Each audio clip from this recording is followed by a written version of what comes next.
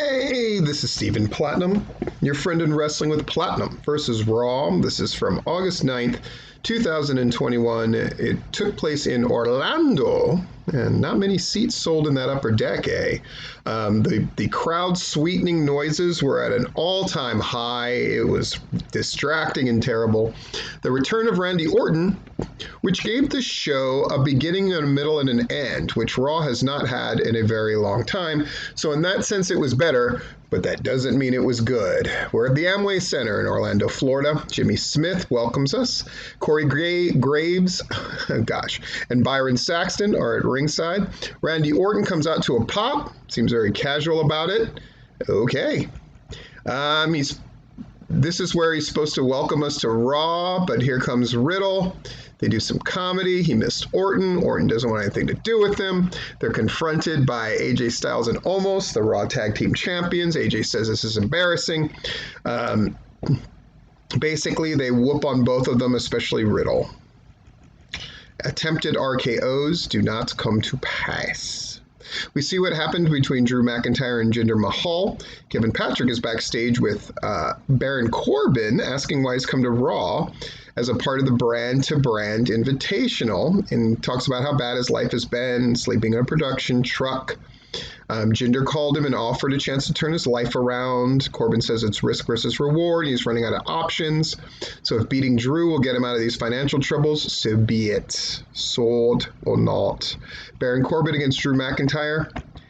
Drew McIntyre wins.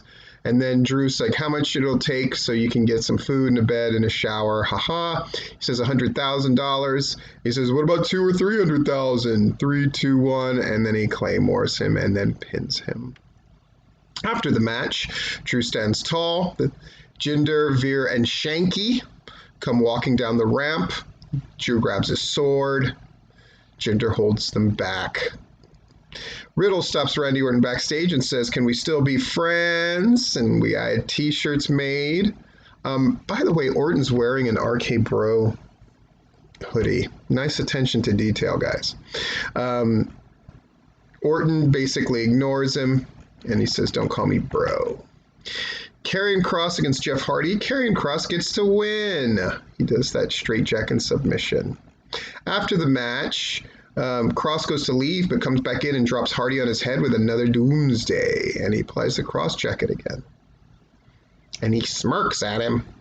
We see how Alexa Bliss and Lily taunted Eva Marie after Doudrop's loss to Tamina Snuka, and how Eva had Doudrop attack Bliss from behind later in the night. We also see how Lily stood up on her own. Tonight you're going to get to see Lily wink. Alexa Bliss wrestles Doudrop. Stuff happens. Doudrop is spooked because Lily's winking, and so Bliss rolls her up. God, this show, man. After the match, Doudrop goes to the floor. Eva yells at her.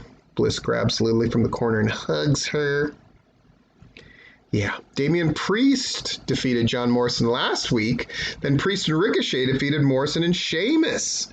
Miz and John Morrison are backstage venting about Priest. Sheamus appears and he can't stand.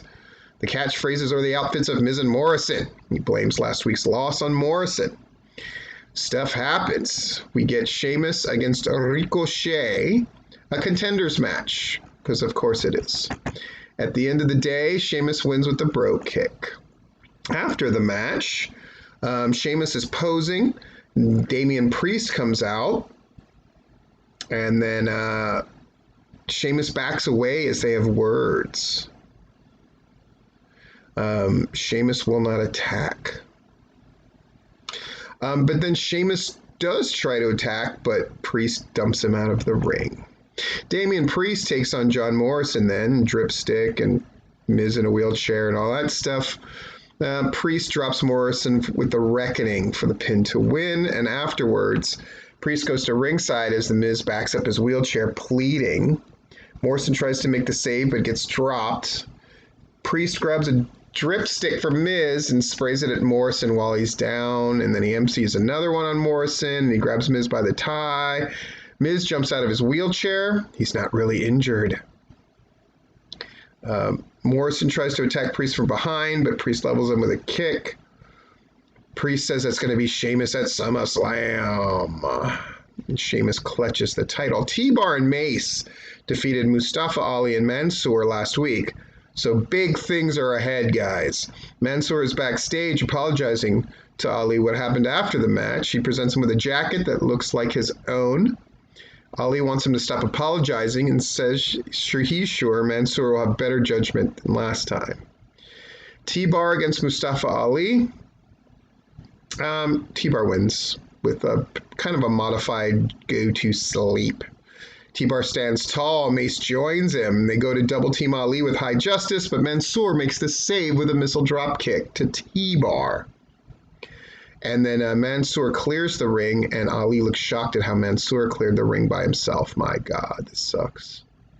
24/7 Reginald's doing a photo shoot in the back. Kira Tozawa appears disguised as a delivery man. He rolls him up for two, but R-Truth, disguised as a janitor, breaks the pin up. Reggie flips around and avoids both challengers. Truth says Reggie is on Xbox mode. Tozawa and Truth argue as Reggie makes his exit. Still to come, the WWE Champion is here.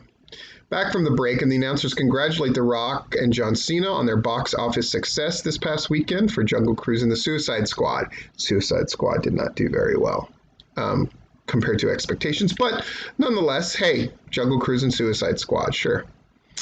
Patrick is backstage with AJ Styles and Omos. AJ goes on about how Randy Orton made a colossal mistake, and they confirm Orton versus AJ. Here comes Bobby Lashley with MVP as the pyro hits. The announcers hype Goldberg versus Lashley for SummerSlam. We see what happened between MVP, Lashley, Goldberg's kid, all that kind of stuff. Talking happens.